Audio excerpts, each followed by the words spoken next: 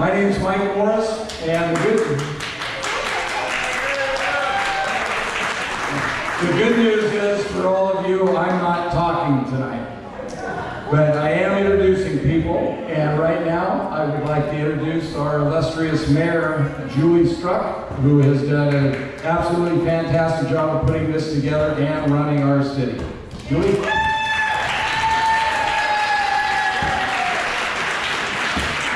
Thank you. It's my pleasure to welcome all of you here tonight on behalf of the City of South Bend. I'm just really glad to see so many people here to celebrate the 150th year of the founding of the City of South Bend. That's really a milestone, 150 years.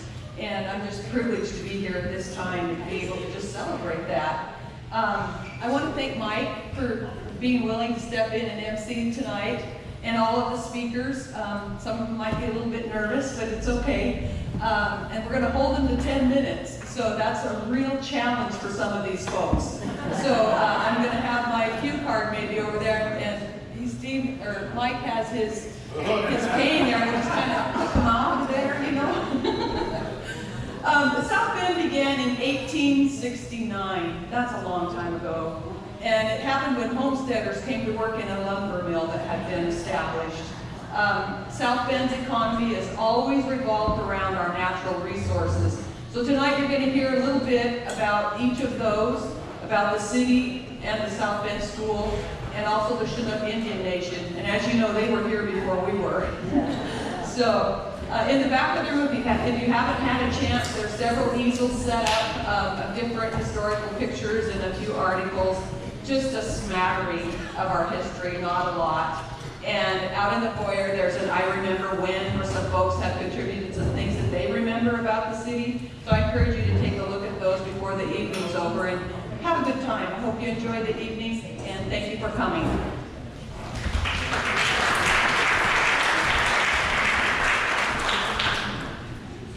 At this time, I do have my cane. I don't know if you guys remember, I don't know if it's the Dawn show or what show it was, but I'm ready to yank them off the stage as soon as they hit 10 minutes. This time I would like to bring to your attention a change in the schedule a little bit. The shellfish industry tonight is going to be presented by Lisa Olsen, County Commissioner. Jennifer Allison couldn't make it tonight, so with no further ado, Patricia NEVE is going to talk about the City of South Bend.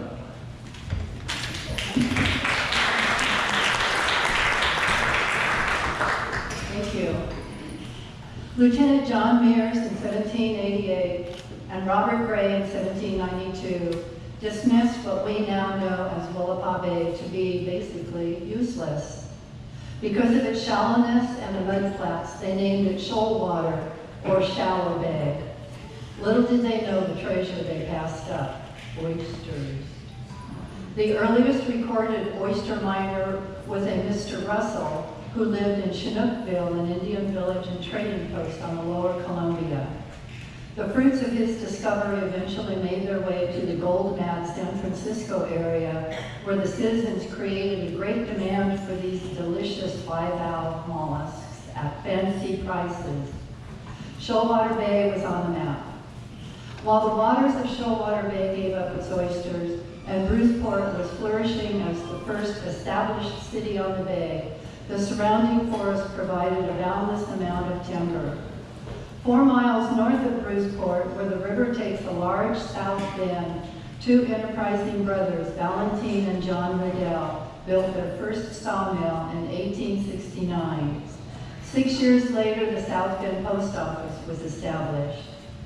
Between 1869 and 1886, numerous homesteaders took up land bordering the river, above, below, and across the river from the mill. Whitewashed houses, the mill store, a bunkhouse, and an Odd Fellows and Masonic Hall building sprouted up.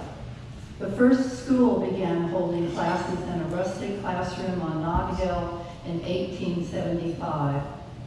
In the late 1880s, local enthusiasm in the name of Captain A.T. Stream met with outside money, and thus, with the purchase of 2,000 acres of land, began the South Bend Land Company.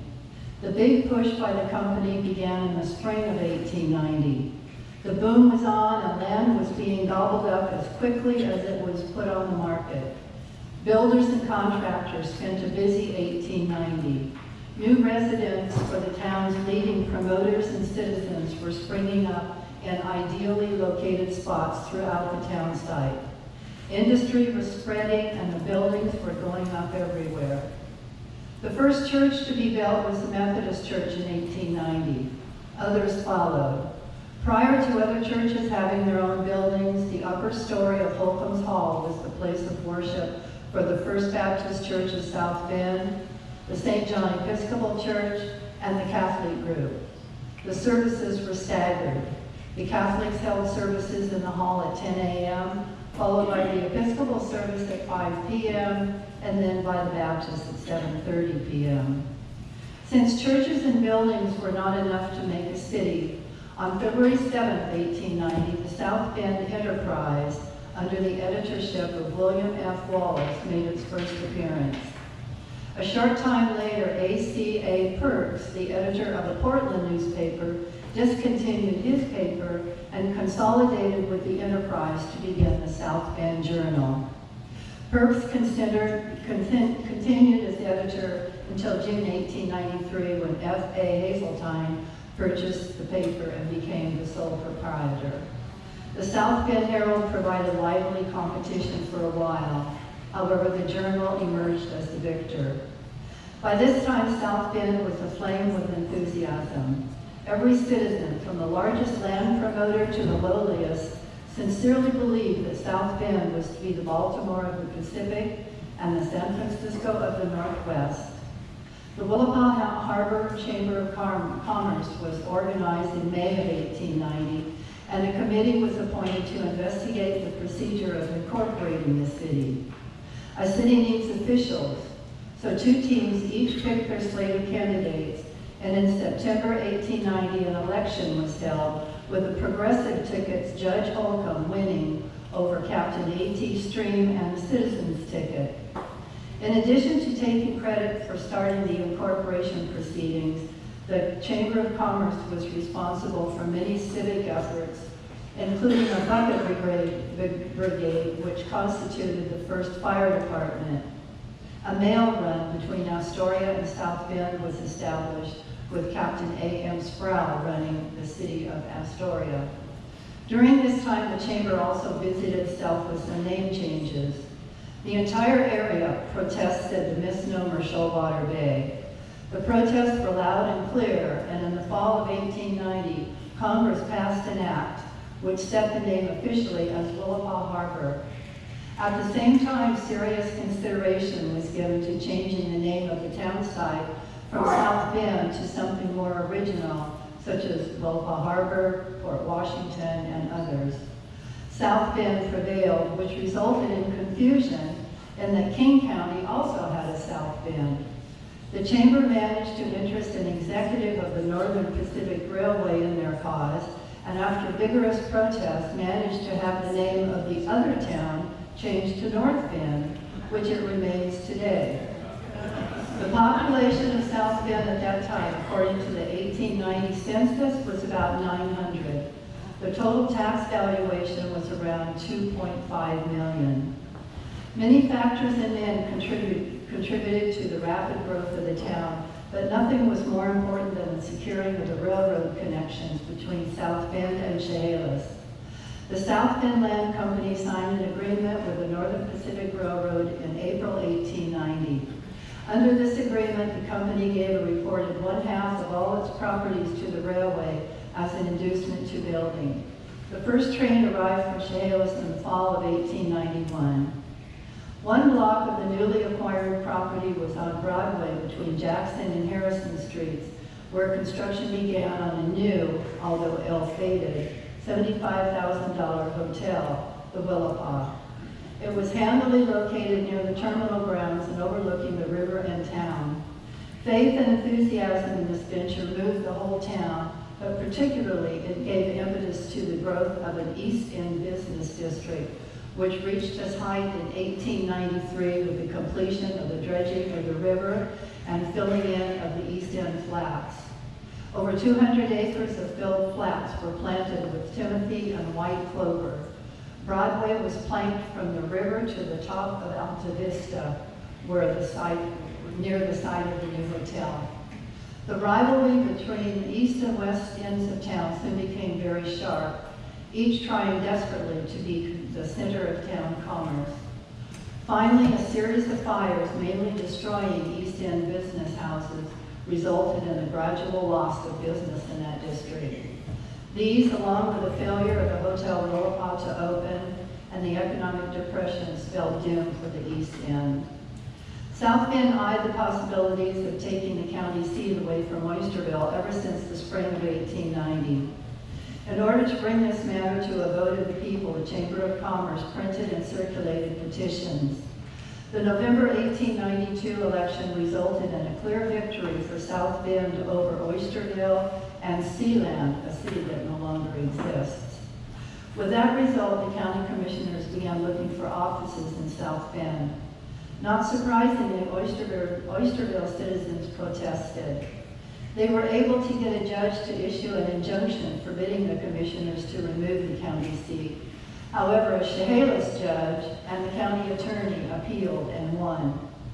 With patience worn away, on February 5th, 1893, a party of 85 men set out from South Bend to set everything right. They descended on the county offices and were met with small resistance as official records were removed. That is, except for the county auditor. He was not about to give up his records to this unlawful band of thieves. His opposition crumbled with the county commissioners advising the auditor to move his office to South Bend. South Bend boomed until 1892 when the land company was on its way down. They were hopelessly in debt for taxes on what it had not sold. Many things were impermanent and without solid financial backing. Great expectations had drooped with the continued failure of South Bend's pride, the Hotel WEILEPP, to open. A reception held in a spacious lobby for officers and men of the visiting USS Monterey provided the only use the building was ever put to. It never opened and stood as a monument to boomtown activities until its destruction more than 30 years later. Not only the hotel, but other building activity was fairly stopped in its tracks. Financial crisis forced itself on the town in 1895 when the First National Bank of South Bend closed its doors. This caused quite a stir in the city and county politics and resulted in the resignation of the city treasurer and arrest, trial, and imprisonment of the county treasurer. A new treasurer, F.A. Hazeltine, was selected by the county officials to be county treasurer. As sole owner of the South Bend Journal, he was known to have high moral standards.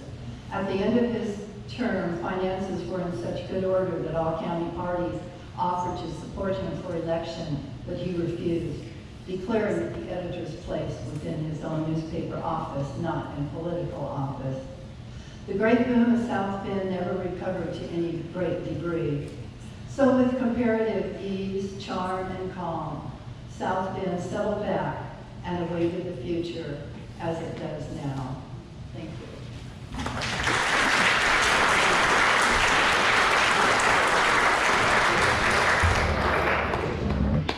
That was great, Patricia. Thank you very much. Very informative.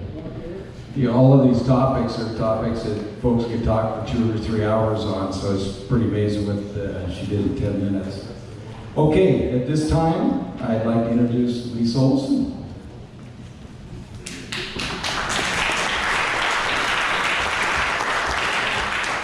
Thank you all for being here. We are a community of longevity. South Bend is 150. Labor Day is 56. I know that because we have the same day birthday. And the church that Patricia spoke about that was the first church here in South Bend is the church I go to, and we will be 145 next year.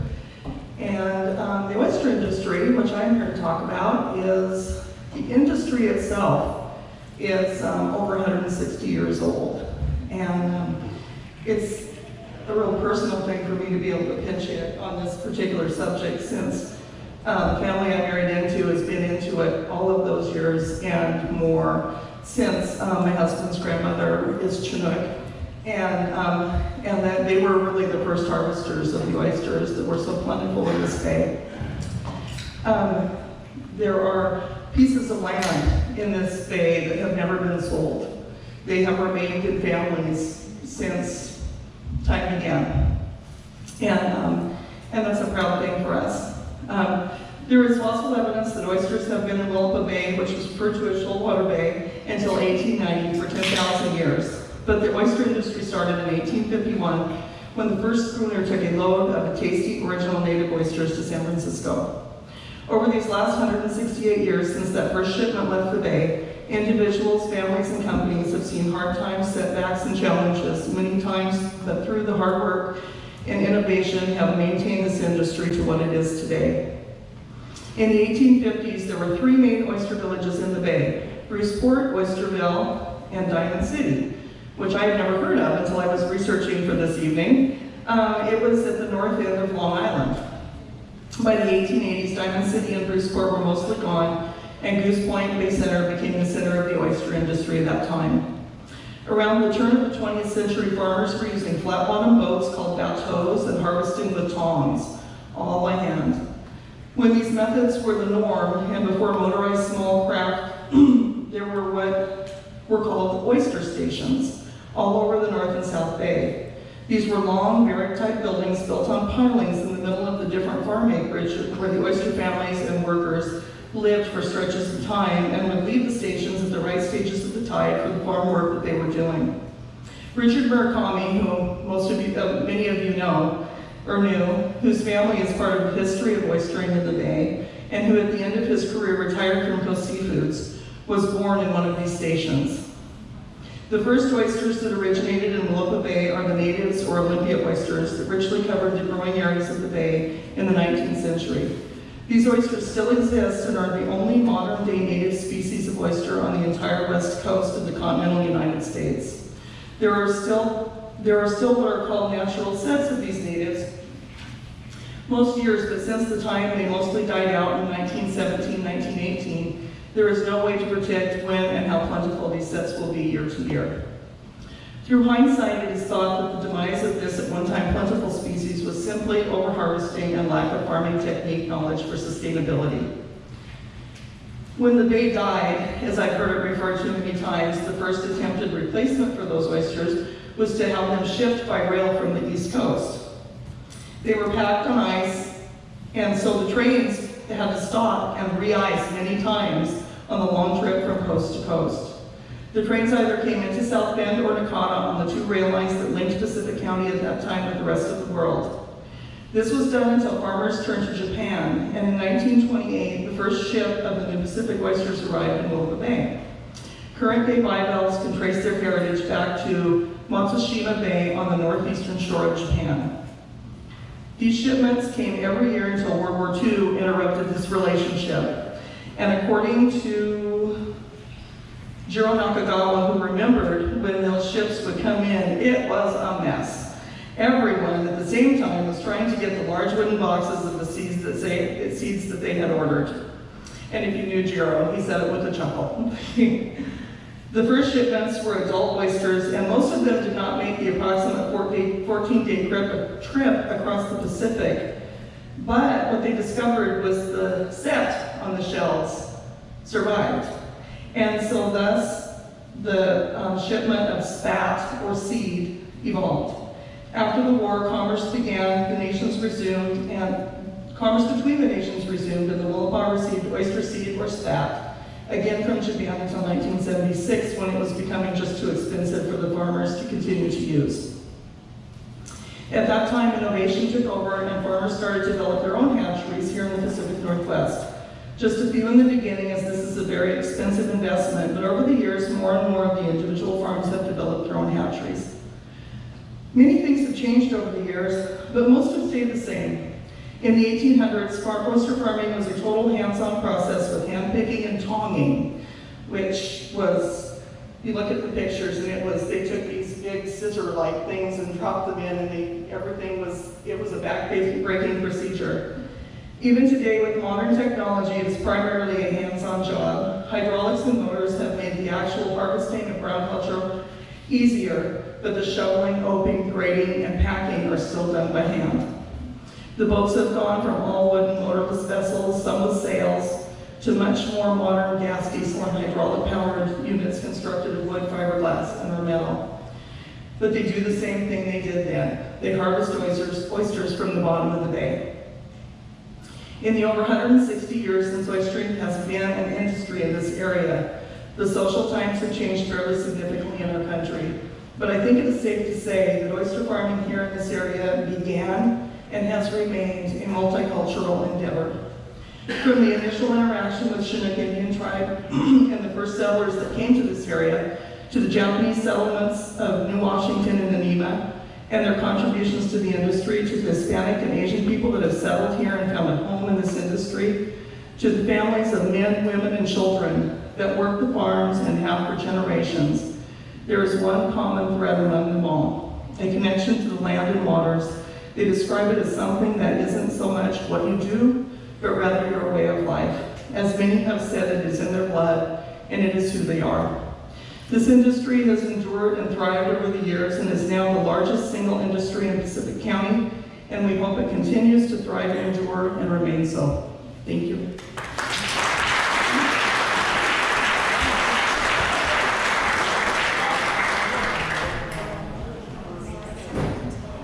For those of you who have been here a long time, I don't think there was anything more exciting than a great big tanker ship coming up this bay. It's when you look at it today, you can't even imagine one of those boats coming up here with the oyster seed and stuff. It was quite an event. At this time, I would like to introduce my former boss, Mr. Steve Rogers.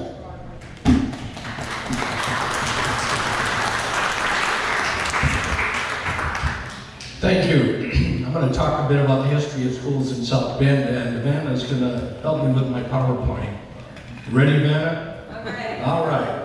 In the early days, the days of the territory, just about every community had a school. And the reason for that was because there was such lousy transportation, and they wanted to educate their kids, and they were pretty much stuck in place. This is a photo from a community of Sutico, which was along the Milwaukee Road, north of Raymond. They ran all the way to Chehalis, and that was a school and that was a community. Now, good, right? South Bend School that Patricia was talking about, the one that was built in about 1875, was somewhere around where that arrow is. And that photo was taken from, well, that's a photo from a drone looking where I live, and I'll show you that in a minute. And not that where I live is significant, but what used to be there is. So beat, and that's even a little better. That's taken from my porch. But there was also a school at Eklund Park. There was also a school below the Methodist Church, and these were all just little schools. It was before compulsory education, and so the kids didn't go to school during the time of regular school year. And a teacher they were all itinerants. They might teach at Oysterville a little bit, Bruceport a little bit, Nakata, South Bend, and they would rotate. And not all kids would go to school. And then around the turn of the century, when compulsory education took effect, there was a real cultural uproar because the men wanted the boys home, not in school. They wanted them home to work in the crops, and the moms wanted the girls home to take care of the kids. And so that created some issues until it became important and state laws were passed that demanded that kids go to school and be accounted for their schooling. This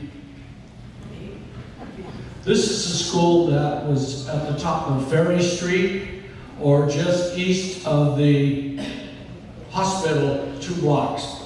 And my great uncle bought this property from the city of South Bend in 1935 or so, and we built a house right there. And I still sometimes, when I'm digging in the garden or digging in the yard, I'll come across an ink bottle, which is kind of cool. And my brother built a house fairly nearby, and he found some other stuff too. But that's quite a house. Or quite a house. that's quite a school. and the kids would come to school. Some of them would come from Belleville by school boat, and they would come to a dock and a beach at the bottom of Ferry Street and walk up the hill. There were steps that came up to the place. It was rather arduous. And that was built in about 1890. And that housed kids from all grades at one time. Sometimes I've seen some of the pictures, and the kids in the front are all elementary kids, and I don't see many big kids. But that was a high school. I just saw a journal article about how it was built and how much it cost, etc. So that was indeed the high school at the time. Now this is the school that, how many went to school at Broadway? How many flunked out?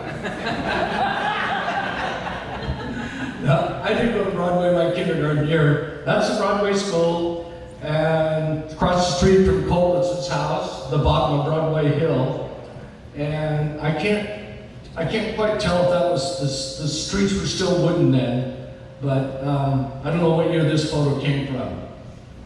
But that was the elementary school for that end of town. So how many of you got to go to A Street?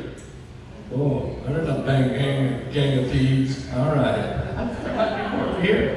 That's A Street School, which is at the bottom of A Street, and that property now has several homes there. But that was a rather interesting, very interesting architecture. And those were both closed in 1951. Beep.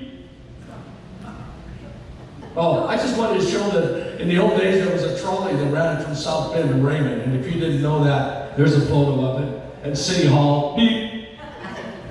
Now there's a venerable South Bend High School, and I can't tell if that photo was taken. How many should have graduated from South Bend High School?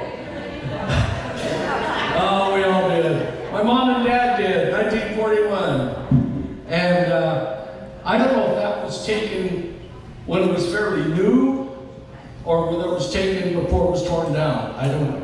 I wasn't here at that time, so.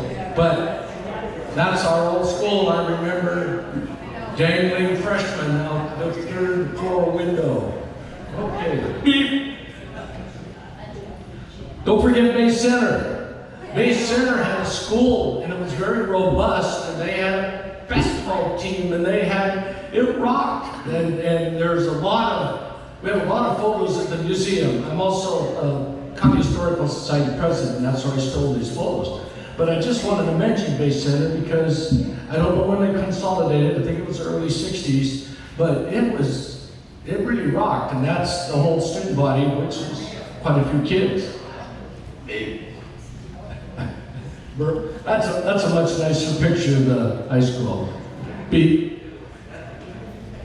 And just thrown in the courthouse, just so you have an idea what it looked like in the old days. Those trees eventually died and didn't ever get replaced. And you'll notice that thanks to our county commissioners, Lisa, got a brand new coat of paint, and it's looking really good. And the scaffolding's a nice touch too. Lisa. Okay, B. Okay, there's the elementary school as it stands today. I had an old picture of it, and I was really excited about it, and I noticed the picture was somehow reversed. I got some really neat old photos from Jared Giles. He sent me a bunch of slides that his dad had taken when the elementary school was built, and also when the gym was built. And I'll talk about that in a minute. But anyway, when I was scanning this particular one, I must have reversed it, so it's not there. But that's the way it looks today. Before, those dinky little windows were put in. The windows were big. There were glass blocks. There was a lot of light in the building. And we went through this period of time where we don't want a lot of heat to leave. We don't want those kids to see out the windows. My God. Beep.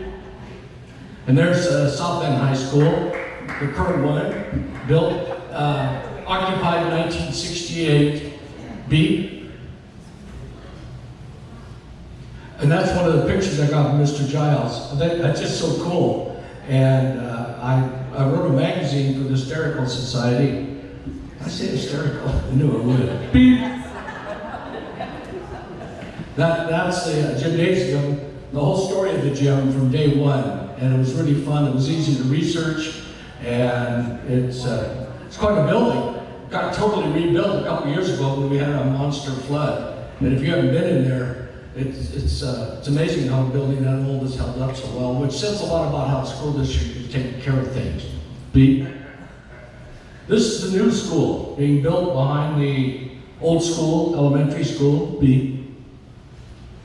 And that's really a cool picture taken with a drone. You can see that the walls are starting to be framed, and they'll probably have some walls go up next week.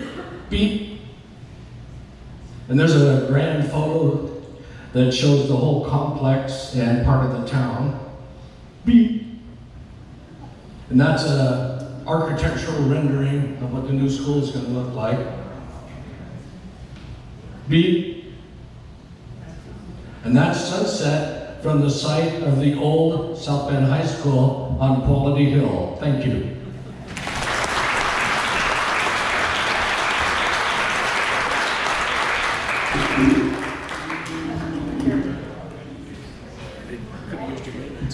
Thank you, Mr. Rogers.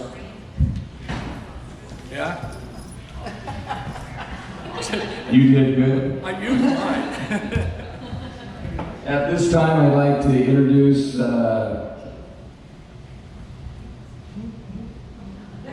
Tony. There he is. I don't know, you weren't there. Tony Johnson of the Chinook Indian Tribe. Thank you, Tony.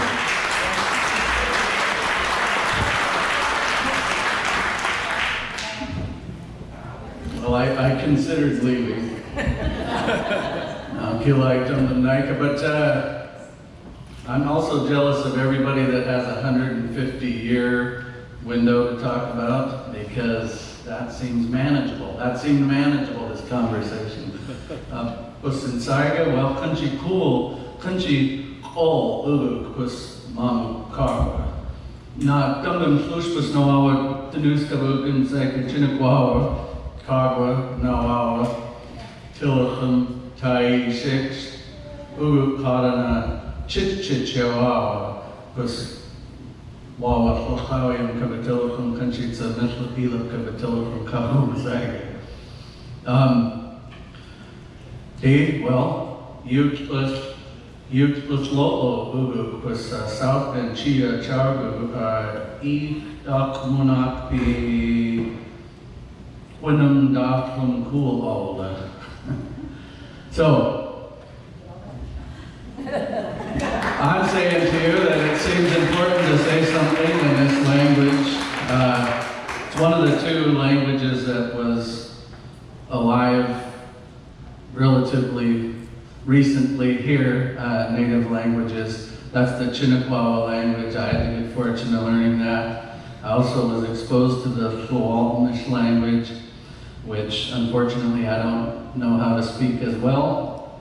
But I said to you, Tilchum Tai Shix, Tilchum Tai Shix. Those are the words that my dad's grandmother taught to the family to address a group of people like this.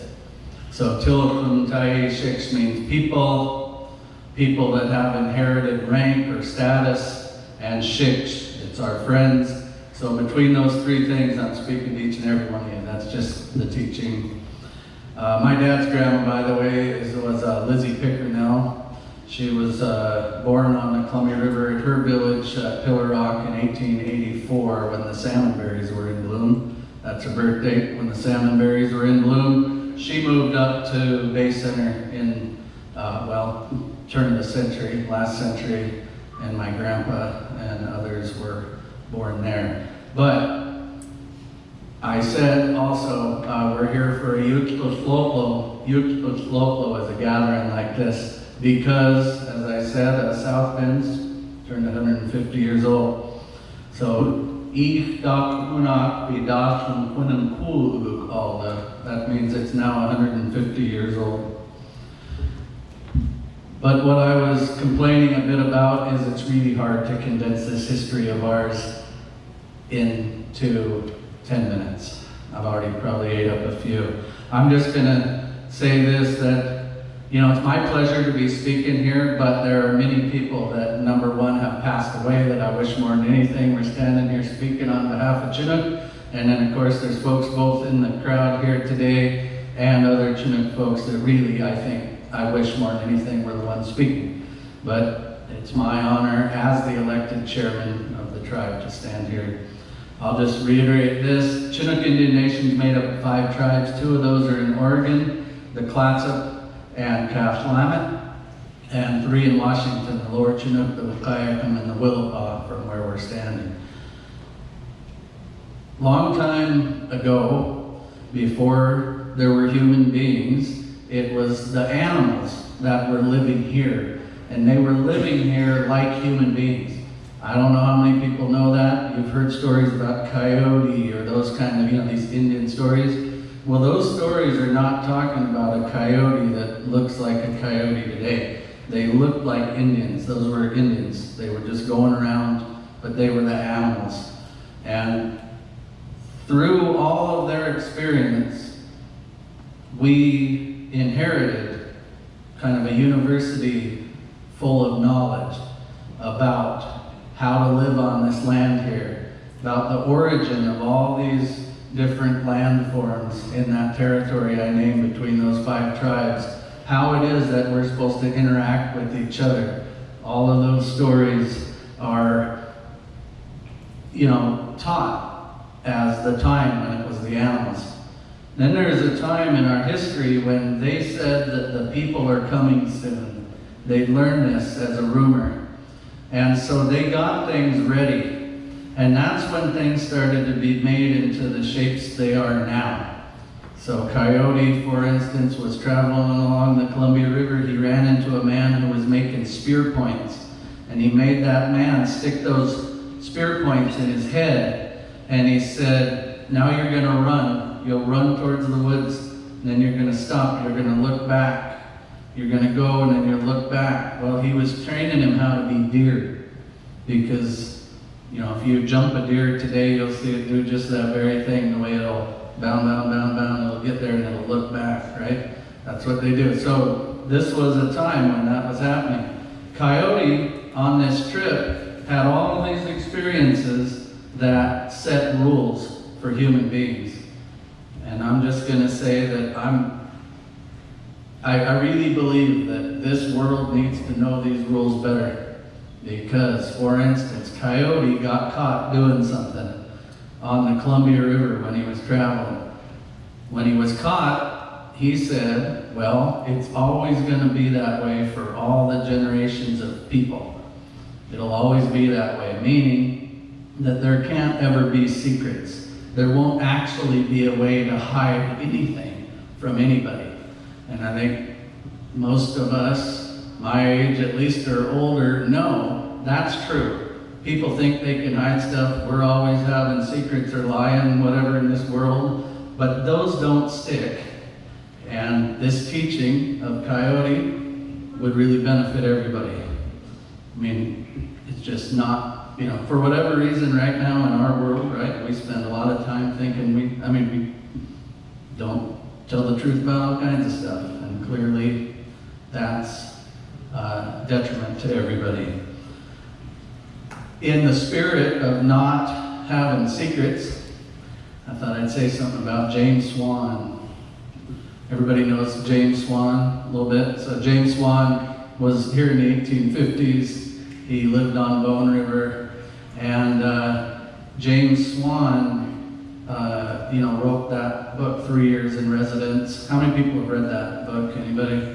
So what I'm just here to tell you is we have our own version of history, modern, more or less. I'll call James Swan modern history. We know that James Swan, the entire time he lived at Bone River, he lived with an Indian woman. He never said that once in anything he ever wrote. But I just am telling you, based on what Coyote said, he's not getting away with this secret. So I told you there was a time when there was just animals. I said there was a time when they were getting ready for human beings. And then there was a time when human beings came. When the people first got here, and I'm talking just Indians at that time, there were also things that came along that were trying to straighten out the mistakes. So there was a thing called Smispi and his brother, and they came all the way down from Canada along the coast, and they were setting rules for human beings about how they would fish and where they would fish. And I'm bringing them up because how many people know Stony Point? So most of you know Stony Point. Stony Point, some of you may even know a little bit of the Indian story associated with Stony Point, but I'm just giving a name to the character that actually was there, Smispi, Smith and his brother. So there was a whole thing that happened there that made Stony Point. Does anybody know the story? Maybe, maybe not. We can't tell these stories because it's the wrong time of year. But I'm going to tell you that Smispi's brother got ate by a sea monster out in the bay. Smispi built a giant pile of rocks, piled logs all around them, heated those rocks till they were red hot, like for a sweat house or for cooking, and then with the help of some supernatural beings, pushed them all out into the bay. That's what happened there at Stony Point. That's why all those rocks are thrown all the way out in the bay. And he did that to boil away the bay. So he boiled off all the water, he found that sea monster, and he cut his sibling out. Problem is, he could never revive him, so that one just became what Smith is, which is a duck. So that one had to stay a duck. But he did travel with them, and they actually ended up being made into stones down on the Columbia River for misbehaving. And where they sit right now is a place called No Smith. No Smith, it means the place of Smith, or miss. And that happens to be Chinook Point, or Fort Columbia. So I'm partly just saying this because, it's our good fortune to have inherited these stories, and we really believe there's a value to them, and a value for everybody living in this country to know these. The way that's going to happen, of course, is Chinook being able to thrive and be successful and move forward in a way that the other tribes have been able to. So, partly, I'm going to say that, looking forward, well, there's another teaching that seems worth saying, and that is this teaching says that you can't fix a problem in a shorter amount of time than it took to make it. I think that's a really good teaching, and that's something that came from our elders. And, in this world too, this world wants quick fixes for everything. I think that's probably an American problem, honestly. This thing of just needing to be able to quick fix everything or thinking there's a fast answer. Our teaching says otherwise.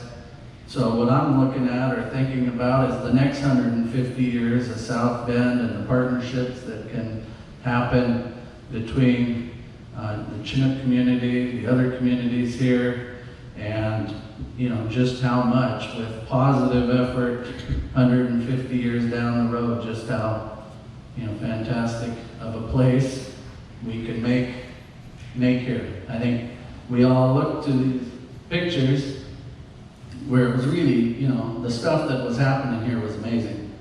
And then I think maybe we've seen this, where we're just, it's a different world is all I'm trying to say, but I think there's an opportunity to make it into something with the benefit of all of the knowledge, teaching, and what have you, both the indigenous people, the longtime families, and folks that are new to the neighborhood. I just really believe there's an opportunity to build something fantastic. You all know this, but both my mom and dad have old roots besides just tribal roots here in this town, and makes me awful proud to say that. And so as much as I want to say more about those details, I am not going to do that. Punchy, how you time? 1 minute? 0 minutes? I'm 11 minutes? Okay, that's just the way that one goes. I want to say this. Should I not say it? I'm over it.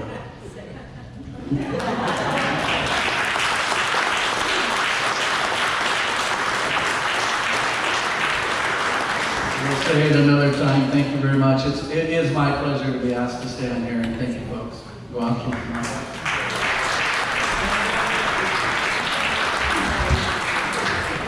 Thank you, Tony. You know, I'm not absolutely positive. I've never heard that story about Stony Point, but I believe Stony Point is the only amount of rock anywhere in WEILEPP Bay. Does anybody know that for a fact? I don't think there's any other rock formations in WEILEPP Bay, so it's an interesting story. Thanks again, Tony. And at this time, I'd like to introduce Chief Ashley for the fishing industry. And everybody, please relax. Chief has promised me that he's going to keep his stories to the fishing industry and not bring up any stories he knows about most everybody in this room right now.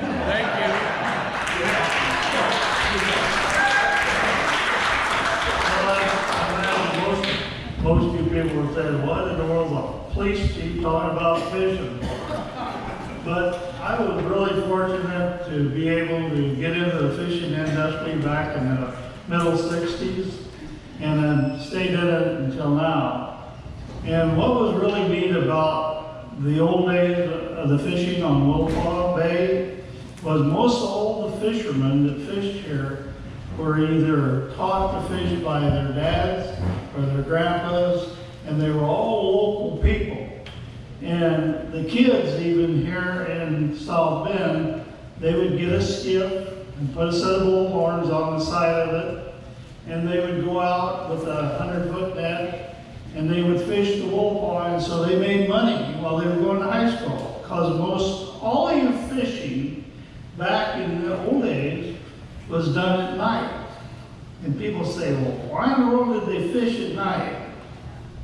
Well, the equipment, the nets that they used back then were linen and cotton. And so in the daytime, the fish would see the nets and you couldn't do very good. So they would fish these nets at night, and then at a certain time of the year when they would start getting algae in the water, the fish would be able to see the nets, and so they would have to pull their nets out, take them to a bluestone tank, which was on the dock where they bought fish, and they would soak the nets in the bluestone, and then they would take them and rack them on racks, and they would clean all the stuff out of the net to get ready for the next night to go fishing.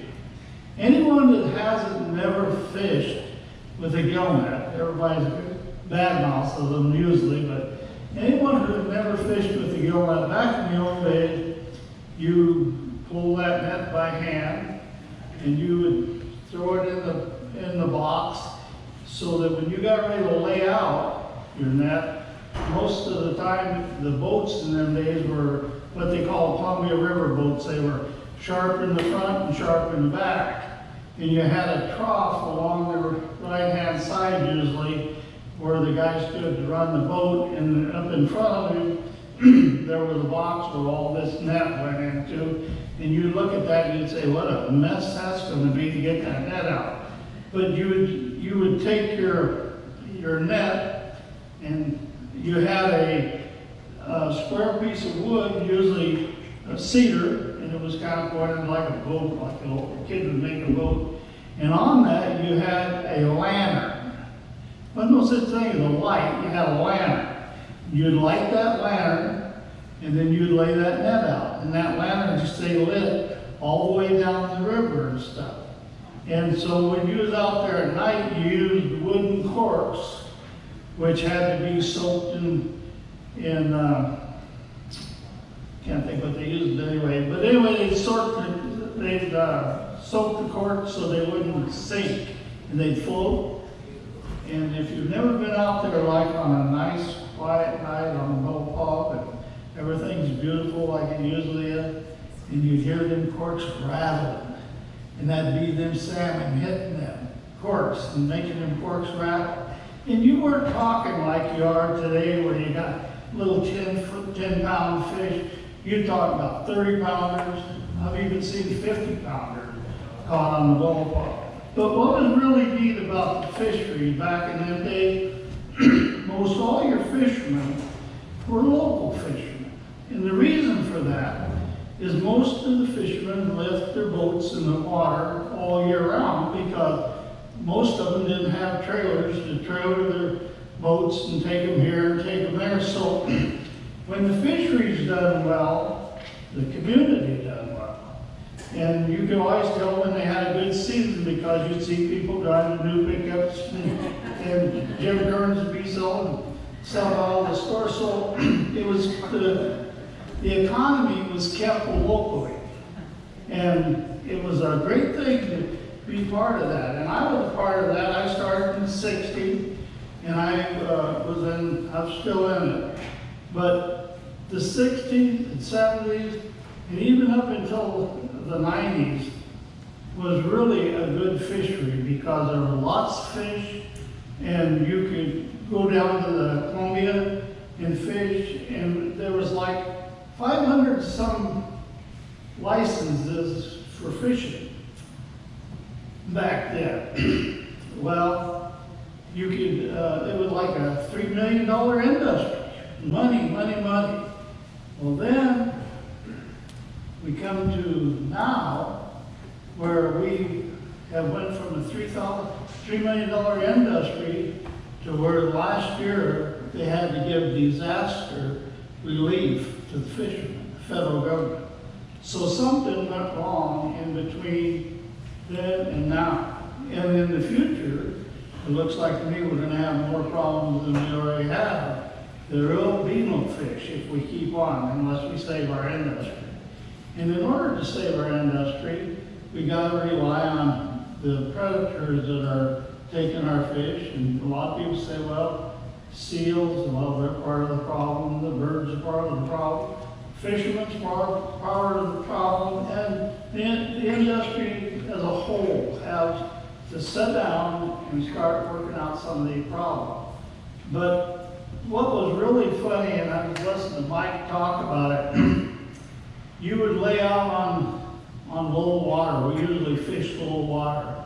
You get your net all laid out and you'd say, I got the grandma drift. That was a 2-hour drift. And if you could stay on that drift for 2 hours, you're usually really loaded up with fish.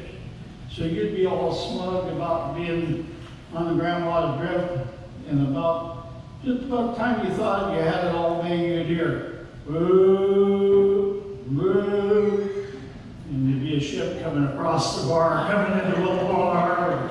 And if you don't think that ship didn't make fast time from Tokeland to the end of South Bend, you gotta be mistaken, and you better be pulling your net up, because you had to pull it by hand, remember? And boy, you'd be just a bull net, and that thing just coming by, and he'd just blow it, because he wasn't gonna slow down. But I was just fortunate that I got to be part of that, and I think South Bend, they had this for the people. Thank you very much.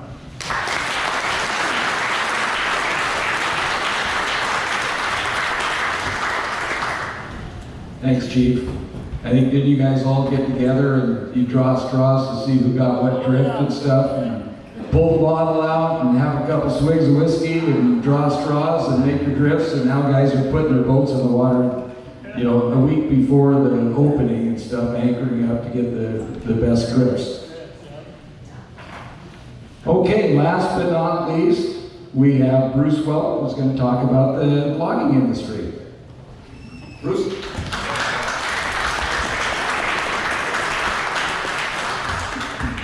Hi, my name is Bruce, and I'll be your bus driver this evening. I hope you all put your 35 cents in the fare box over there. This bus actually is going back in time a little bit. Not actually, Tony's quite correct. 150 years is nothing in the scheme of things around here, but it's an important anniversary. I actually I was pretty sure that I knew what was being celebrated, but I had to look it up to make sure that this was the beginning of really the lumber industry really turning into a huge industry that it is today. That mill that they talked about building here was a steam-powered mill. And while there are probably some people around here who may remember what a steam-powered mill is like, that was a newfangled thing. There had been 3 water-powered mills before that on the bay and on the river. But the steam-powered mill, the year after that it was built, cut a cargo of lumber that went on a sailing ship that went all the way down to South America. That market is the beginning of the economy, which is the basis of why most of us are here. And that's worthy of celebration in my view. It's not the sort of thing that you usually see celebrated, that economic success, free enterprise, and I might add, also a place in the world where people came, starting originally with the Native Americans as a labor force, but a large variety of labor people worked in that mill and the subsequent mills on the site, which is pretty much near where the school that Steve was talking about, near where the boat launch is now. It's kind of forgotten a little bit. There is a display down there. I don't see Ron Craig here tonight, but he did sponsor a display, which if you beat your way through the blackberries, you can find. With the earliest pictures we have. We don't know what the original mill looked like. Unfortunately, they weren't taking pictures. The land company later on had pictures taken, but I don't think that's the same mill. Sawmills have a tendency to get rebuilt continuously, and therefore the mill that is in the photographs is probably not the one that was there originally. But the logging industry here really, again, I believe it really, I think Tony would agree with me, dates back to Native Americans, because their wood was their basic resource. And once the white man's economy moved in, the Indians were the original loggers around here. The sawmill workers, which is a different world, I found out when I worked on a project on the history of the Weyerhaeuser mill, is a different kind of situation than the loggers. They were in a factory situation, but there again, it's a social situation. It's the origin of the community that we love, and I think it's very appropriate. Once I understood what was being celebrated, like I say, 150 years, that's not much. The logging industry at that time basically consisted of men with cants for turning the logs and jacks for moving the logs from wherever we were along the side of the river or bay and putting them in the water. There's at least one person here who I know knows how to do that. Right, Ray? But at that point, of course, land property ownership was not as well defined as it is today. But most of the logs came from clearing land, which was a necessary step. If you had a donation land claim, you had to improve it, which meant clearing the trees, and those trees are the ones that went to the sawmill, which are shipped all around the Pacific Ocean. It just blows my mind sometimes how many things that we make here. I know it's important to you all who live here, and many of whom have lived here all your lives, to think of this place as special. But do you understand how special it is in relationship to the rest of the world? We are a part of the world. We have always been a part of the world. And we will continue to be a part of the world.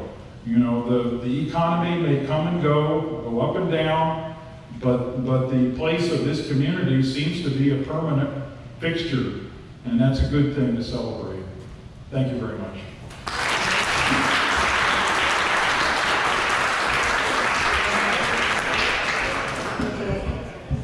Thanks, Bruce. Is that it, Mayor? Well, I'd like to thank all of you for coming tonight. That was a very interesting evening, and I'd love to hear all those people talk for another hour apiece, but it is what it is.